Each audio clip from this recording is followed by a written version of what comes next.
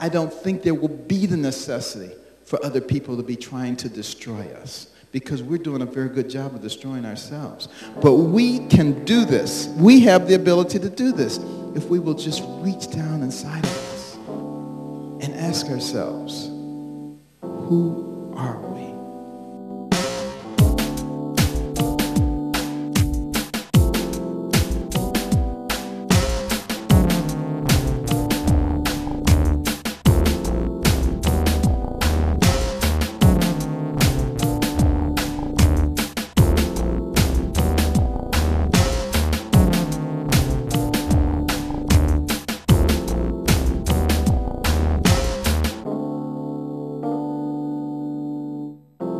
Wonderful being here today. Thank you for inviting me. I enjoyed the wonderful music by the choir, our MC playing the drums. The whole thing has really been marvelous. And what's even better is that we are here to commemorate the life of a very important leader. But I think if you were to ask him, he would not want the emphasis placed on his life, but rather on what it stood for. What kinds of things did we learn from the life of Dr. King? You think about the Montgomery bus boycott. Here were a group of individuals totally disenfranchised, with no power. But he taught them that when you work together, when you band together, they were able to bring one of the bastions of racism to its knees. What an incredible lesson. Without using violence, without being disrespectful, but simply understanding what your goals are, understanding what your values are, what can be accomplished. Is there something that we can potentially learn from that today? Having dreams, another thing that he taught us. How important it is to have a dream. You know, my dream as a youngster was to be a doctor. I loved anything there was about medicine. Story on the radio or on television about medicine, I was right there like a magnet. I even liked going to the doctor's office. So that tells you I was kind of strange, you know. Needles, syringes, yeah, you know. And going to the hospital was the best thing of all, because we were on medical assistance. And sometimes we'd have to wait for hours before one of the interns or residents could see us. But that didn't bother me at all, because I'd sit out in the hallway listening to the PA system. Dr. Jones to the emergency room. Dr. Johnson to the clinic. They sounded so important. And I'd be thinking one day they'll be saying, Dr. Carson, Dr. Carson. But of course nowadays we have beepers, so I still don't get to hear it. But it's important to have that dream, you know, because sometimes that's the only thing that gives you the power to get through the tough times in life. But dreams aren't always good. Sometimes they lead to bad places. I remember some summers ago the case of the Bajani twins. Some of you probably remember them, the 29-year-old Iranian women who were joined at the head. Their lifelong dream was to be separated. They sought medical opinions from around the world. They were determined to be separated. When I was approached about their case, I told them about Chang and Ing Bunker, who lived to be 63 years old, still joined together. But they didn't want to hear that. And they eventually found a team in Singapore that had some experience separating twins, that was willing to do it. It was a team that I had worked with before. They were quite competent. And they managed to convince me to come over and help them. And I must say, when I met those twins, I was very impressed. Extremely vivacious, great personalities. They had learned to speak English in only 7 months, if you can imagine that. They were intelligent. They both had college degrees. They both had law degrees. Only one wanted one, but they both had law degrees. So, you know, they had a very good impression of what they wanted and what the risks were. But they were willing to take that risk. And they said something to me. They said, Doctor, we would rather die than spend another day stuck together. Now that seems like a harsh statement to us, but I would advise before you decide about other people's lives that maybe you put yourself in their shoes. Think about this. What if you were stuck 24/7 to someone? It could be the person in the world you like the most, but you could never get away from them for 1 second. How long do you think you would like them? Think about that.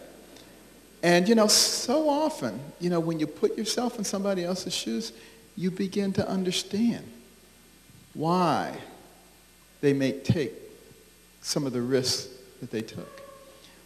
You look at some of the risks that those people took 50 years ago, 60 years ago, so that we could see the change that has occurred in this nation. People who were willing to stand up and be counted, who in many cases were willing to risk their very lives for a dream. And those twins had that dream. And that operation proceeded. We were about 90% finished, and some people were starting to celebrate. I was not among them.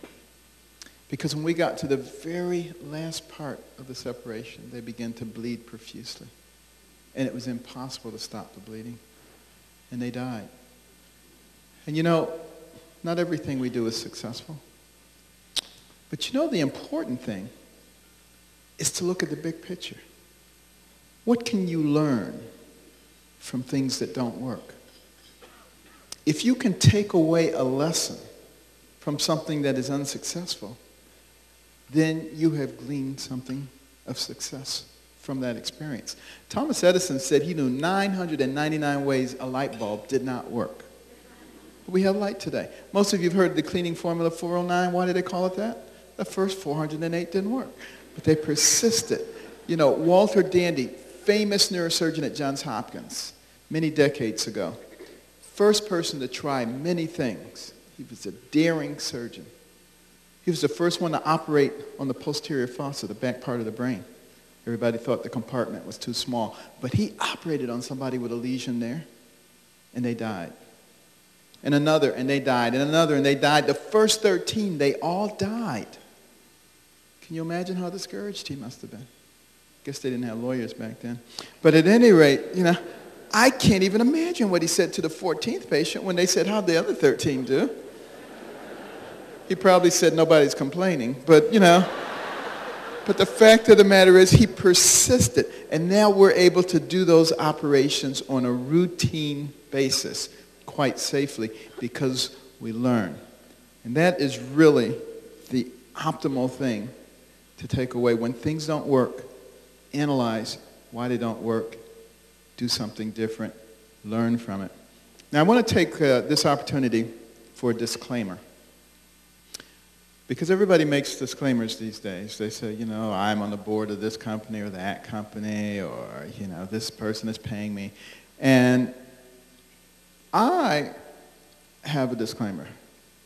I have discovered over the last several years that it is virtually impossible to speak to a large group of people without offending someone. Have you noticed that? When I was a kid growing up, people used to say, sticks and stones break my bones, but names will never hurt me. When's the last time you heard that? You don't hear that anymore. Names kill people now. They walk around with their feelings on their shoulders waiting for somebody to say something. They can say, oh, did you hear that? And then they can't hear anything else you say. I was talking to a group one time about the difference between a human brain and a dog's brain. And a man got offended. He said, you can't talk about dogs like that. And then I was talking to a group about how the fashion industry has gotten women to think they're supposed to be so skinny they look like they escaped from a concentration camp. And a Jewish man got offended. He said, you can't mention concentration camps. That's too sensitive. It would be as if I said something to you about slavery. I told him, you could speak about slavery all you want. It doesn't bother me. But some people just want to get offended. So this is my disclaimer. It is not my intention to offend anyone here this afternoon. And if anyone is offended, too bad. Because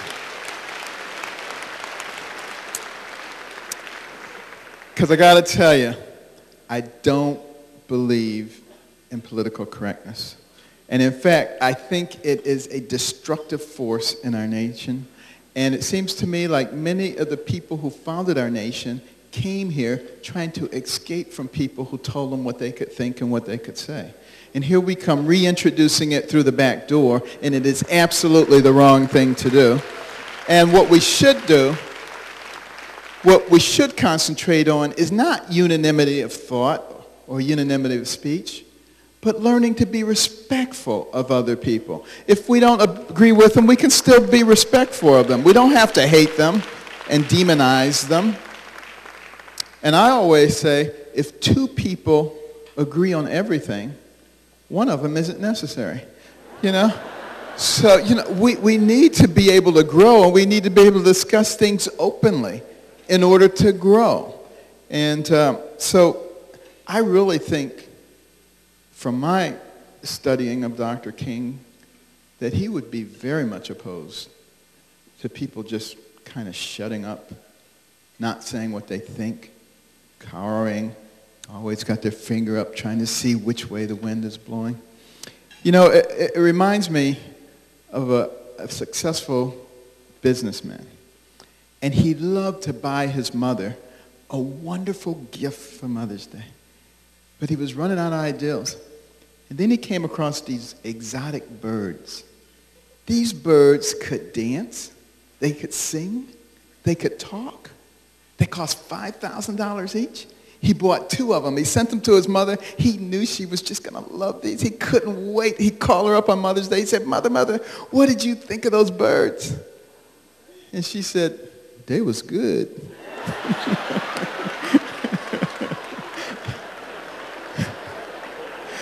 He said, no, you didn't eat those birds, Mother. Those birds were $5,000 each. They could sing. They could dance. They could talk. She said, they should have said something.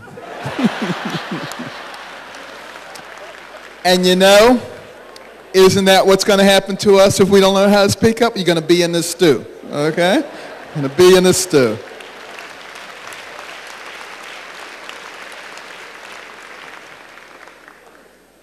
And on a more serious note, you go back to Nazi Germany 6 decades ago. Most of those people did not believe in what Hitler was doing. But they didn't say anything. They remained silent. And look at what happened.